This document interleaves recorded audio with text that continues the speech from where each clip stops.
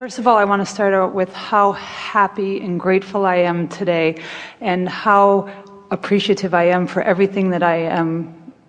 A lot of it has to do with Esther being willing to be here and for Abraham to come.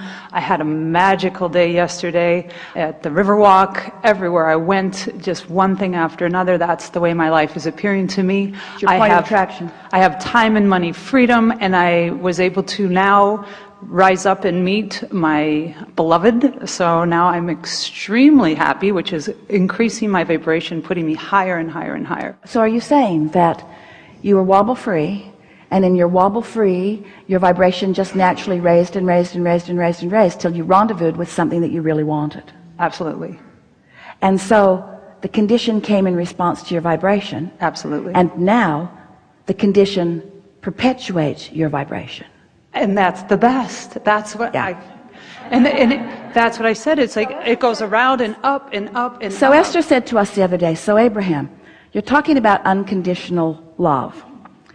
And yet I'm sitting here and I'm focused upon the conditions of the transportation in this world. I'm focused upon the conditions of my beautiful garden. And I'm feeling love, but I am focused on conditions. So what's this business about unconditional love? Because these conditions are feeling really good to me. And we said, so let's call it wobble-free conditions.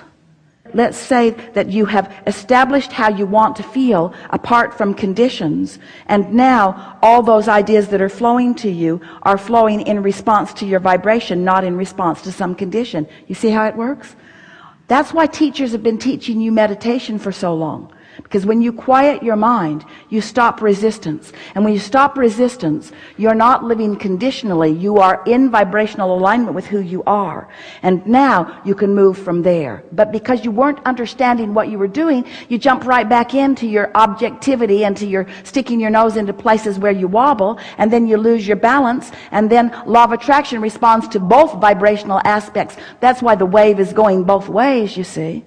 What you're wanting to do is increase the frequency, but have no wobble. You getting the picture of it? Yeah. I have a very specific question. I have a grown son, Alex, who is having some contrast in a health issue. And he understands your words clearly. He's grown up with you, and he calls me and saying how I'm, so deep in the vortex right now. My life is amazing. Everything is great.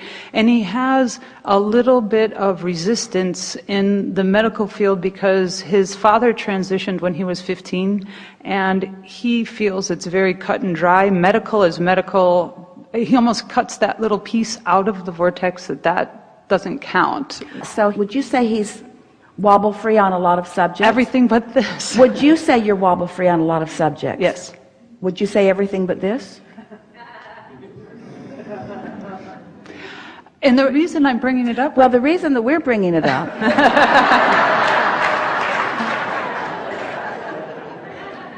is because if two people get together who only wobble on this topic and you play it together, then you're not giving yourself and he's not giving himself the benefit that you could be giving yourself by staying off the topic. And this is something that most don't understand, and we're just going to give it to you right now in a way that you can hear it clearly. Alignment trumps everything. Stay off the subject that disturbs your alignment, and everything that you are about will come into alignment. Alignment trumps everything. And in this case, we had to actually go to a medical appointment, and it makes him anxious and it makes him frustrated, and it's difficult because we both have to enter this. But you see, here's the thing that's so fascinating, and we love so much having this conversation with you, because you're all bright and shiny over there, and you raise your hand and we call you over here and you tell us how wonderful your life is and you're wobble free, and then you go right to a wobbly topic. And it's because it feels like the problems of my life are the things that I need to address. And we say, that's exactly the wrong approach. When the problems of your life are what you are addressing, you are deliberately entering a wobbly zone. It's counterintuitive, we know, because you've been find a need and fill it, find a problem and wrestle it to the ground and kill it. We know how you humans have been approaching life for a while. But we really want you to understand that we are not trying to talk anyone out of anything that is medical. But if you proceed when you're wobbling, it's just like our friend was talking about his boss driving him crazy. And we said it takes two.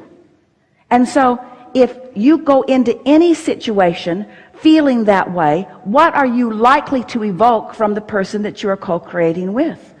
You can't get to where you want to be if you start out feeling that way. And so you intuitively know that he's wanting to sort of soothe himself before he enters into that experience. Now, fortunately, in the medical equation, there are many who are so clear about what's going on that people can come in with their problems, and the clarity of the medicine or the clarity of the physician or the clarity of the system can be the dominant vibration in that equation. But we want you to ask yourselves, why do you torture yourself so much? Our encouragement, and this is the rule of thumb that will serve you very well, find vibrational alignment with who you are, and then we've said it in lots of different ways. Get into the vortex, and then get on the high-flying disc, and then create the vibrational atmosphere, and then get in a good mood, and then.